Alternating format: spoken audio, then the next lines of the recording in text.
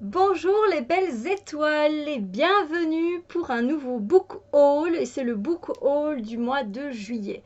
Je pensais que je m'étais calmée, mais en fait pas trop. J'ai quand même succombé à 12 livres. Ouais, 12 livres. Alors la moitié, je les ai eus en occasion. Ça c'est top. Donc voilà, je vais vous montrer. Je vais commencer par les poches et puis je vais aller vers les plus grands parce que je les avais classés un peu comme ça. Donc voilà, c'est parti. Qu'est-ce que vous en dites de voir mon book haul du mois de juillet, n'est-ce pas? Alors, évidemment, le book haul du mois de juillet, je sais même pas, je pense pas que je vous le posterai au mois de juillet, je suis un peu à la bourre pour les vidéos. Je pense qu'au mois de juillet, je vous ai posté le book haul du mois de mai. Hein, donc voilà. Et c'est parti. Donc, je commence avec un premier livre qui m'a tenté. J'étais en boutique chez Club. Et, et j'ai vu un roman, j'avoue que le titre m'a attiré et la première de couverture aussi, ça a joué, c'est vrai. C'est Mémoire froissée de Christine Machuro aux éditions Pocket. Voilà, alors apparemment pour le moment il y a 2 tomes, je pense. Apparemment il y a 3 tomes. Voilà, également chez Pocket, je vois Mémoire d'encre et de cendre, le tome 2, et Mémoire d'exil, le tome 3. Et je vais vous lire un peu ce que ça raconte. Pourquoi j'ai été aussi attirée, parce que si c'était juste pour la couverture, c'est quand même assez nul, hein, on est d'accord. Mais bon, ici, quand les hommes de l'Inquisition en côte noire et rouge ont amené sa mère, Anne avait 6 ans. Sorcière, ont-ils dit. Sorcière pour connaître les plantes? Sorcière pour soigner les gens? Désormais orpheline et forte d'un savoir ancestral, Anne décide de poursuivre l'œuvre maternelle. Elle sera herboriste. Alchimiste peut-être, dans un Moyen Âge soumis aux famines et aux épidémies, ses pas l'amèneront de Touraine en Champagne, d'amour en deuil et d'échecs en renaissance. Et j'avoue que ça m'a vachement attiré, ce côté herboriste, ce côté alchimiste. Moi j'aime beaucoup, hein, je fais déjà mes infusions moi-même avec mes plantes, tout ça. Et puis c'est ça, le mot sorcière me parle aussi, donc évidemment j'ai été attirée. On est quand même sur une bricasse, hein. On dirait pas comme ça, mais c'est un livre de 520 pages et c'est quand même écrit assez petit. Donc voilà, j'espère que ça va me plaire. Je me suis pas procuré le tome 2 directement. Je fais plus toujours cette bêtise maintenant. J'attends quand même de voir ce que ça va donner. Donc là, on est dans un récit plutôt historique. J'aime bien, mais pas tout le temps. Donc voilà, ça me fait plaisir d'être tombée sur un roman historique. Et vous verrez qu'il y a un peu de tout dans ma pile à lire. C'est assez éclectique. Enfin, dans ma pile à lire, dans mon book haul. C'est assez éclectique cette fois-ci. Voilà, je dois dire que oui. Alors là, je l'avais vu sur je ne sais plus quelle chaîne. Mais là aussi, ça m'a vachement attiré. Puis c'est les éditions Brajlon, donc voilà. Il faut quand même pas mal de trucs, mais Brajlon dans le thriller. Alors moi, je suis pas trop thriller à la base, mais ce qui m'a attiré, c'est que c'est à la poursuite de l'Atlantide, une aventure de Wild et Chase de Andy McDermott. Moi, quand on parle de l'Atlantide, je suis mais super emballée. Et puis, la jeune femme qui en parlait sur sa chaîne, mais elle le vendait super bien. Parce qu'elle a vraiment adoré. Elle a dit, si vous êtes fan d'Indiana Jones, et c'est ce qu'il fallait pas me dire. J'adore Indiana Jones. Donc je me suis dit, si c'est dans la même trempe, oui, je vais kiffer. Sans doute que je vais kiffer. Et j'espère bien. Parce qu'apparemment, en anglais, ils ont déjà sorti, ils sont à 7, 8, peut-être même 9 tomes de sortie. Et nous, apparemment, on n'en a que 3 de traduits. Il y en a un avec les légendes d'Hercule, et l'autre, je sais plus. Mais voilà, ce sont des sujets, moi, qui m'attirent à fond. Donc, apparemment, voilà, les recherches qui ont été faites pour écrire ce livre, elles sont vraiment bien faites. Donc voilà, en même temps, si on peut apprendre des choses et en même temps être dans une aventure, moi ça m'emballe. Alors, donc, je vais vous lire. La cité engloutie de l'Atlantide fascine les esprits depuis la nuit des temps. Après des années de recherche, la jeune archéologue Nina Wilde pense l'avoir enfin localisée. Quand le richissime Christian Frost lui propose de financer son expédition, Nina saisit sa chance. Des sommets de l'Himalaya au fond des océans, elle s'embarque dans une folle aventure archéologique aux côtés d'Eddie Chase, un ancien agent des services secrets. Mais le sinistre Giovanni Cobras et sa mystérieuse confrérie ont juré de s'emparer du secret de la cité perdue, un secret mortel qui menace l'ensemble de l'humanité. Et apparemment, ouais, elle a succombé à son charme et ça m'a donné vraiment envie. Donc ici, on est plutôt sur de l'aventure, on parle de cité perdue, donc on parle d'archéologie, on parle de voyager, voilà, on va aller d'un côté de la planète à un autre côté de la planète. Moi, ça me donne envie. Donc voilà, ça m'a bien botté et du coup, je me suis laissée tenter. Alors, je me suis laissée tenter également par un livre qui est enfin sorti en poche, qui me disait déjà bien quand il était en grand format, mais le fait qu'il soit en poche ne gâche rien parce que le prix est d'autant plus abordable. C'est Lady Helen, le club des mauvais jours d'Alison Goodman, aux éditions Pôle Fiction. Et là ici, je vais vous lire un petit peu, comme ça vous aurez une idée. On est aussi dans un beau bébé, hein. On est dans un bébé de 644 pages. On ne dirait pas comme ça, mais c'est un beau bébé. Et là, c'est encore écrit vraiment plus petit que l'autre que je vous avais montré. Et là, on se retrouve à Londres en 1812. Donc, c'est encore un autre univers, comme vous pouvez le voir, une autre époque. Vraiment, oui, c'est un book haul très éclectique. Alors, Lady Helen Wrexhall fait son entrée dans le monde. Elle fait alors la connaissance du sulfureux Lord Carston. Il est membre du club des mauvais jours, une police secrète chargée de combattre des démons qui ont infiltré la société. Lady Helen acceptera-t-elle de renoncer à ses privilèges et de basculer dans un monde terrifiant? Donc c'est un premier tome, je sais que le deuxième est déjà sorti et on compare ce premier tome qui est d'une trilogie entre de la romance à la Jane Austen et de la fantasy noire. Je n'ai jamais lu de fantasy noire, tout ce qui est démons et tout ça, ça ne me dit généralement pas trop. Dans la fantasy, c'est un des trucs qui m'attire le moins. Mais là, voilà, j'avais envie de me laisser tenter et je vous dirai ce que j'en ai pensé. Ensuite, là, celui-là, je suis contente, je l'ai eu en deuxième main. Et c'est Très cher Sadie de Sophie Kinsella aux éditions Piment. Oui, aux éditions Piment. C'est une vieille édition, mais le livre, il est nickel, quoi. Donc voilà, je ne l'ai pas eu pour très cher. Et j'avoue que Sophie Kinsella, si vous me suivez, c'est une auteure que j'apprécie beaucoup, avec qui je me suis beaucoup marrée. Et donc, j'avais envie de continuer l'aventure parce que la Croix du Shopping, je pense que c'est terminé. J'ai tout lu, j'adore les livres et j'ai déjà lu d'autres livres de Sophie Kinsella, mais j'avais envie de m'en procurer un de plus. Donc, voilà. C'est de la chiclite, mais je vais vous lire un peu la quatrième de couverture. Alors, Lara, 27 ans, est dans une mauvaise passe. Son fiancé l'a quittée pour une autre. Son business frôle la faillite et la voilà forcée d'assister à la crémation d'une vieille grande-tante qu'elle ne connaît presque pas. Heureusement, Lara n'est pas seule, car voici que surgit Sadie, une fille tout droit sortie des années 20, fan de Charleston, de belles toilettes et de beaux garçons. Une vraie diablesse qui a le chic pour apparaître aux moments les plus inopportuns et qui cultive une curieuse obsession pour un mystérieux collier. Grâce à elle, Lara va comprendre qu'ajouter un peu de vintage, un brin de fantaisie et une touche de magie peut résoudre bien des soucis. Mais qui est vraiment cette très chère Sadie ? Voilà, donc le fait moi que ce soit avec ce côté un peu Charleston, un peu les années 20, en fait j'aime beaucoup, j'avais succombé au charme, c'était un gros coup de cœur pour moi, c'est Tante Mame de Patrick Denis. J'avais adoré, on était dans les années 20 et c'était vraiment super chouette. C'était un monde qui m'avait vraiment plu et j'espère retrouver un peu de ce charme dans le livre de Sophie Kinsella.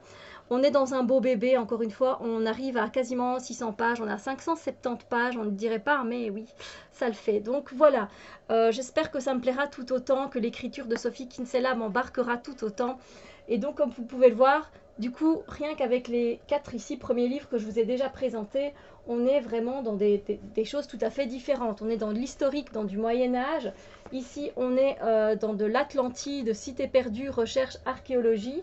Ici, on est en 1812, une époque un peu plus victorienne, on va dire, avec de la fantasy. Et ici, on est dans les années 1920. Donc, ouais, carrément, j'ai vraiment fait un book haul qui est très différent des autres, finalement, mais moi qui me plaît, hein, évidemment.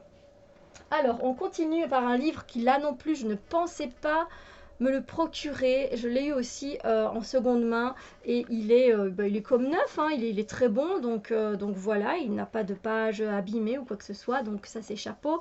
Ça s'appelle Par le feu de Will Hill aux éditions Casterman et ça je pensais pas que ce soit un livre que je lise un jour, vraiment pas. Il est indiqué sur le La première de couverture: ne sort pas de la base, ne parle pas aux étrangers, ne pense pas, obéis, car le Seigneur est bon. Bon, déjà, voilà. Puis j'en ai entendu parler dans un point lecture. Et en fait, ça parle de secte. Et j'ai été intriguée. J'ai vraiment été intriguée de savoir. C'est un récit qui est apparemment qui est inspiré, voilà, par l'histoire vraie de Waco. C'est un grand roman sur la folie des hommes et le courage d'une adolescente. C'est un livre quand même qui a remporté un prix en 2018. Et j'étais curieuse. C'est pas mon style de lire, vous savez, des livres trop contemporains. Mais celui-là, j'ai envie de lire. J'ai envie de savoir qu'est-ce qui se passe à l'intérieur d'une secte, comment ça se passe vraiment. Voilà, vous savez, c'est un peu ce genre de petit feuilleton qu'on peut retrouver sur, sur une chaîne, je veux dire sur TF1, sur RTL. En après-midi, des fois, il y a des...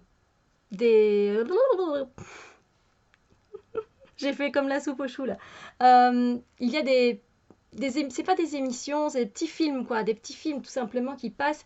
Et des fois, il y en a qui parlent d'une secte et je sais pas pourquoi ça m'attire. Je veux vraiment savoir ce qui se passe. Je suis pas pour les sectes, hein, loin de là, loin de là. Mais voilà, je me demandais. Je vais vous lire la quatrième de couverture. Alors, avant, elle vivait derrière la clôture. Elle n'avait pas le droit de quitter la base, ni de parler à qui que ce soit, parce que Père John contrôlait tout et qu'il établissait les règles. Lui désobéir pouvait avoir des conséquences terribles. Puis il y a eu les mensonges de Père John. Puis il y a eu le feu. Et là, voilà, j'ai envie de savoir un peu ce qui se passe. Ouais, j'ai vraiment beaucoup envie de savoir ce qui se passe dans ce livre. Je suis très curieuse, je vous avoue. C'est un livre qui fait 470 pages, donc c'est pas un bébé, mais c'est quand même un beau livre. Mais c'est écrit très grand, hein, donc très aéré, donc voilà. Et ouais, je viendrai vous en dire des nouvelles. Alors, après, on continue. Et là aussi, c'est un style, mais qui n'a rien à voir avec ce que je lis d'habitude. Mais alors là, rien à voir du tout. Parce que c'est du... Enfin, on est dans le futur, quoi. C'est vraiment un truc futuriste. Et c'est de la science-fiction pure et dure. Un livre qui a gagné le prix Julia Verlanger en 2017. C'est L'espace d'un an de Becky Chambers aux éditions La Talente. Et en fait, je l'ai vu sur une chaîne, je l'ai vu passer et il m'a attirée. J'avoue que j'avais envie de me lancer dans une lecture. J'ai déjà lu de la science-fiction, j'avais bien aimé. Et là, j'ai envie de me plonger aussi dans cette lecture-là et de voir un peu ce que ça donne, si je vais apprécier, si ça va me lasser. Voilà, je vous lis la quatrième de couverture, comme ça, si vous êtes tenté, eh bien voilà.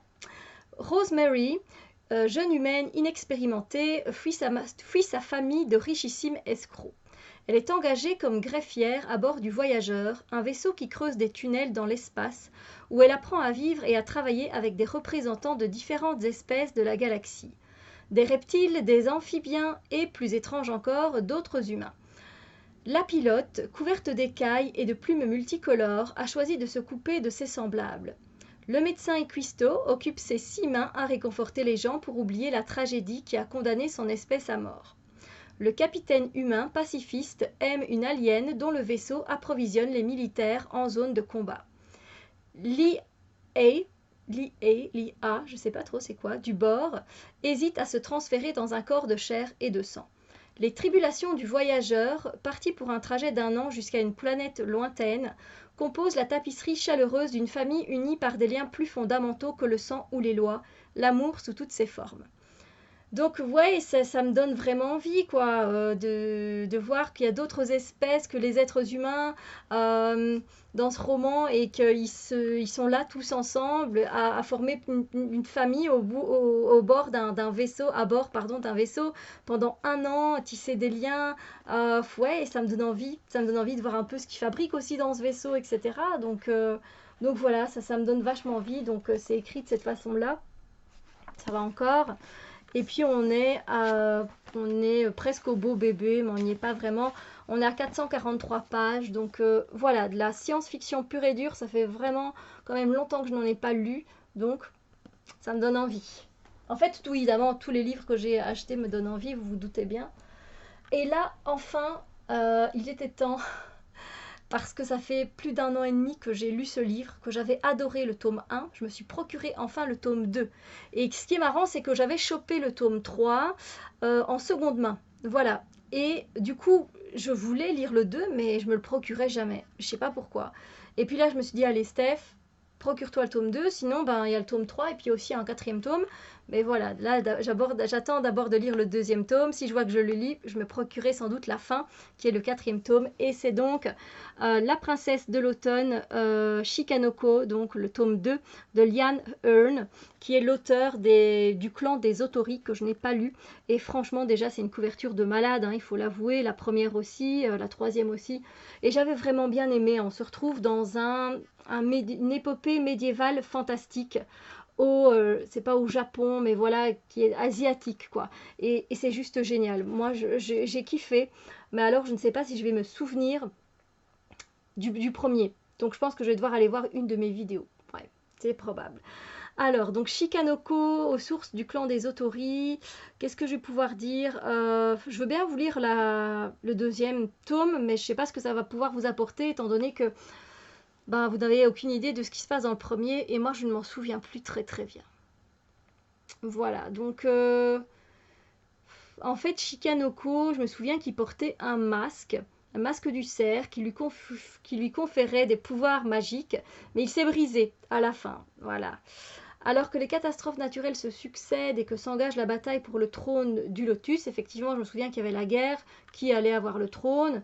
Shikanoko peut-il garder l'espoir de retrouver Akihime, la princesse de l'automne et l'enfant de l'empereur? Effectivement, je me souviens qu'il y avait une jeune fille qui était dans ce livre, mais je me souviens plus exactement ce qui s'est passé. J'ai pas envie de relire le premier tome.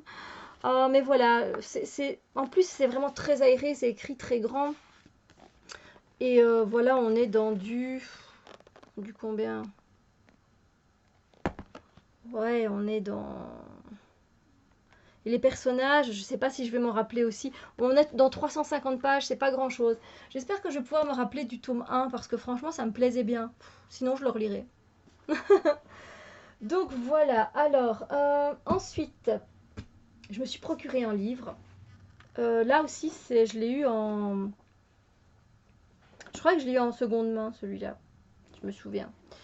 C'est Carabosse, oui, Carabosse, la légende des 5 royaumes de Michel Honaker aux éditions Flammarion. Là aussi, c'est une très belle couverture, je ne sais pas si vous pouvez voir, mais c'est particulier aussi.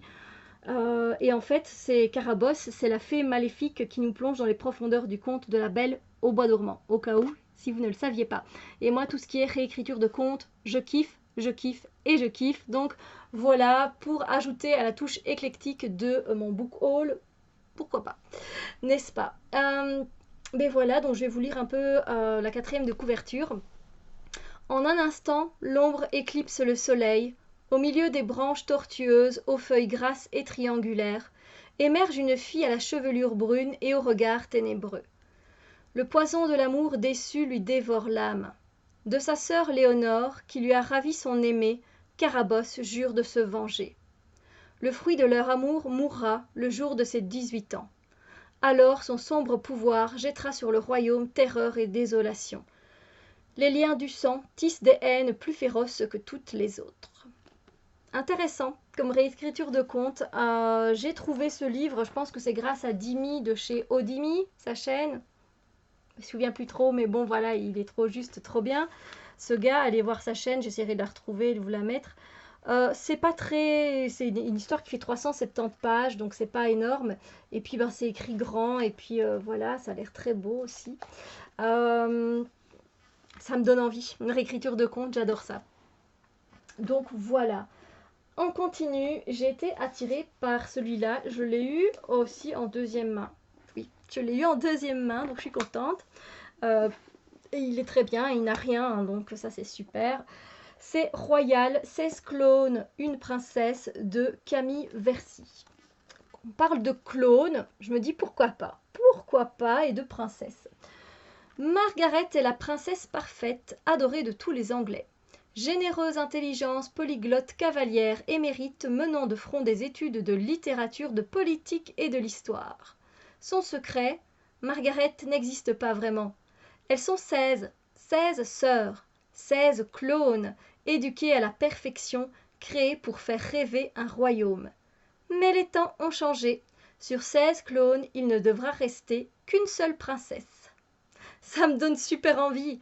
Comment vous dire que ça me donne super envie? Je sais pas, on parle de clones, on parle de trouver qui est la vraie princesse, qui est celle qui est faite de chair et de sang. Ça me donnait super envie, franchement. J'ai jamais lu. Alors c'est écrit assez petit, ça va encore évidemment, mais bon. Et voilà, c'est un livre qui fait 420 pages à peu près. Donc j'ai hâte aussi de lire ça. C'est une histoire que j'ai pas encore vue passer avec des clones et des princesses. What? Voilà, j'ai envie de savoir du coup. Donc vous avez compris hein, qu'il est très très éclectique, hein, ce book haul, je vais pas le répéter, mais voilà. Alors, on reste un peu dans ce monde princesse. Et j'ai entendu vraiment que du bien de celui-là. Je l'ai aussi en seconde main. Donc c'est La princesse et l'alchimiste d'Amy Hallward. Apparemment le deuxième tome est sorti. À la recherche de l'élixir interdit. Il paraît que c'est comique, que c'est cocasse, que c'est bien fait et que c'est pas gnangnan. Voilà, donc ça me donne envie. C'est écrit très aéré, très grand, il n'y a pas de souci avec ça. On est dans un livre qui nous fait à peu près 330 pages, donc c'est très bien. Et je vous lis la 4e de couverture. Donc c'est aux éditions Pocket Jeunesse, je ne l'ai pas spécifié. Une pincée de magie, 2 cuillerées de danger, que la quête commence. J'aime bien aussi la 4e de couverture avec la petite épée. Après avoir avalé par erreur un élixir d'amour, la princesse Evelyne tombe follement amoureuse d'elle-même. La famille royale de Nova organise aussitôt une émission de télé-réalité afin de trouver un antidote. Tous les alchimistes du royaume sont mis en compétition. Parmi eux, Samantha Chimie. La jeune apprentie, déterminée à redorer le blason familial, parviendra-t-elle à réunir à temps les ingrédients magiques? Ça donne envie et j'en ai entendu que du bien. Sérieux, à chaque fois que j'allais sur une chaîne qui parlait de ce livre, c'était j'ai vraiment bien aimé. Ouais, du coup, ça donne envie. Alors, c'est vrai que la couverture, ouais, bof, bof, quoi. C'est mimi, c'est mignon, mais c'est un peu cucu. Mais voilà, apparemment, l'histoire est bien, donc ne pas se fier aux apparences. Il reste 2 livres, parce que je vois qu'on est déjà quand même à 22 minutes de book haul. Ouais, c'est quand même un beau book haul. Et j'ai trouvé aux éditions Brajlon, une édition que j'affectionne beaucoup, La prêtresse blanche de Trudy Canavan, qui a fait beaucoup de livres aux éditions Brajlon, parce que je vous l'ai déjà dit. Et voilà, je vous lis un peu le... Ouais. Alors, la jeune prêtresse Oraya est l'une des 5 blancs les plus puissants serviteurs des dieux. Bon, déjà, moi, rien que ça, la première page, enfin la première phrase, j'étais emballée. Hein. Sa mission d'ambassadrice l'amène dans des régions reculées pour rencontrer des créatures extraordinaires et assurer la paix entre les peuples. Créatures extraordinaires, on m'a perdu déjà là aussi.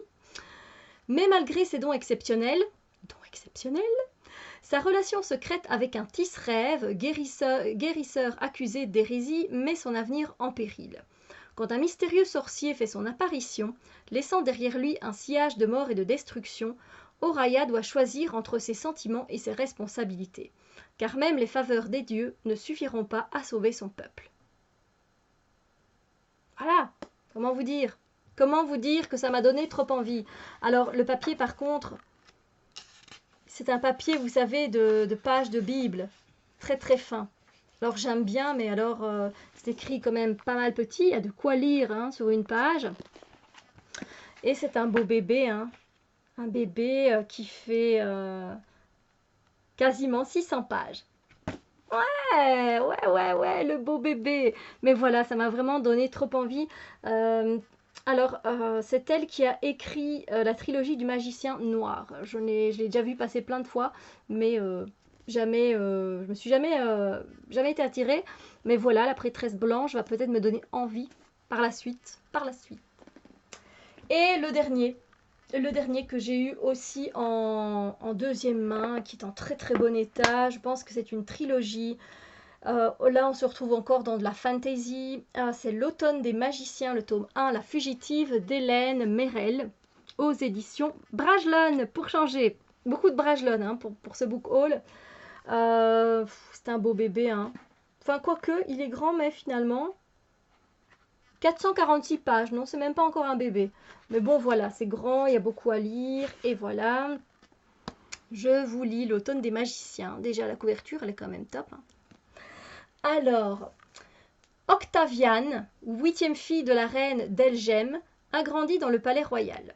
À 16 ans, sa sœur aînée, régnante, veut la marier contre son gré. Acculée, Octaviane s'enfuit et mène une vie d'errance à la recherche d'un maître de magie qui lui apprendra à contrôler ses pouvoirs naissants. Elle rencontre alors Adalgis, un chasseur mi-homme mi-lion qu'elle sauve et guérit. Aux côtés de cet être complexe et fascinant, libre et sauvage, une vie différente se dessine pour la jeune magicienne. Mais bientôt d'inquiétantes ombres issues de son passé menacent de la rattraper, et Octaviane doit faire un choix. Peut-on réellement échapper à son destin? Oui, ça me donne mais super envie. Attendez, elle a des pouvoirs qu'elle essaye, voilà, apparemment de dompter. Et j'ai envie de savoir c'est quoi déjà ses pouvoirs. Alors, Adalgis, on en parle, un chasseur mi-homme, mi-lion. Ça me donne envie, trop envie de lire, hein, voilà. Oui, oui, oui. Et il y a 3 tomes apparemment, c'est une trilogie, donc...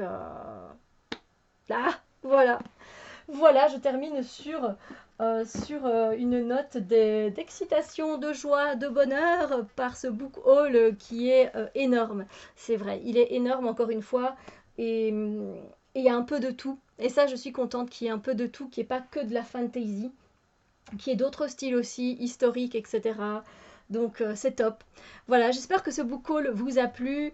N'hésitez pas, hein, s'il y a un livre qui vous plaît, de le trouver en bibliothèque, de le trouver en seconde main comme moi. Voilà, hein, n'oubliez pas qu'on peut faire de bonnes affaires. En plus, en France, vous avez Emmaüs et chez Emmaüs, généralement, on trouve les livres à moindre coût. Nous, on n'a pas ça ici, donc c'est pas toujours évident. Mais moi, je dois commander par la plateforme pardon, d'Amazon via Momox ou d'autres des bibliothèques solidaires, etc. Et là, je les ai en seconde main, mais je dois quand même payer les frais de port. Donc, mais bon, ça revient quand même moins cher que le prix initial. Donc voilà. Mais voilà, profitez-en si vous aimez en tout cas la lecture et que vous pouvez faire des achats à mini prix et vous combler de joie grâce à un livre. C'est top. C'est top, voilà. Et voilà pour la fin de ce book haul du mois de juillet. Je vous dis à très bientôt. Je vous envoie de belles ondes positives. Je vous souhaite une très belle journée et n'hésitez pas à me dire quels sont vos achats de ce mois de juillet. Mais oui, quels sont vos achats? Qu'est-ce que vous achetez? Qu'est-ce que vous avez acheté comme livre, vous? Dites-moi un petit peu votre book haul. J'ai envie de savoir. Je suis curieuse. Sur ce, je vous souhaite une belle journée. Bisous, bisous, lumière.